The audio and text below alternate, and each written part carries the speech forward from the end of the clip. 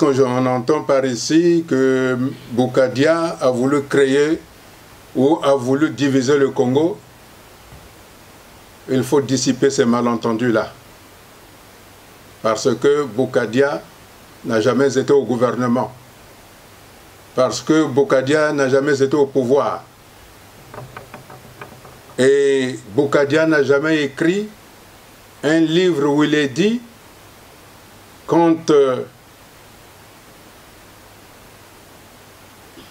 ces choses, si ces choses ne sont pas vues de cette manière, c'est-à-dire les discriminations, les tueries, nous arrivons à la scission, à la partition du Congo en 3 nations différentes, à savoir la nation Boshi, la nation Teke et la nation Congo. Ceci a été marqué dans du marbre dans un livre écrit par M. Théophile Obenga en 2001 aux éditions L'Harmattan. On ne peut pas imposer à une population du Sud, et à plus forte raison un président qui se veut président de la République, c'est-à-dire de tout le peuple du Congo, avoir une attitude qui envoie les forces armées de souveraineté aller massacrer une partie de la population. À ce moment-là, la réaction normale d'un individu sain, et ce quelle que soit la partie du pays, est de dire stop.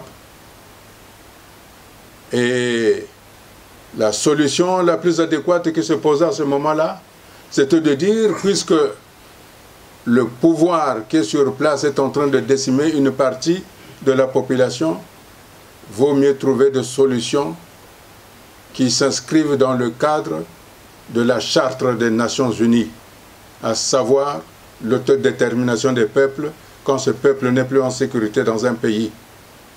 Ça, c'est une évidence historique et il y a beaucoup de pays qui ont emprunté cette voie. Et ce n'est pas donc Modeste Boukadia qui a initié le principe de la partition du Congo, c'est bien le pouvoir de Sassou Nguesso. Dans les réseaux sociaux, tout le monde dit c'est un sécessionniste. Et alors que je n'ai jamais utilisé le mot scission dans tous mes propos. Hein, c'est beaucoup plus facile d'accuser Boukadia au lieu d'accuser Sassou, qui a mis en place un commandement militaire et civil à 92% constitué par les ressortissants de la partie nord du pays. Ça, c'est pas divisé de pays de fait.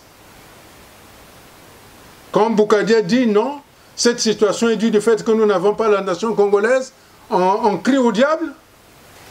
Mais quand Théophile Obenga, un ressortissant du Nord, écrit dans un livre, et il est conseiller de M. Sassou,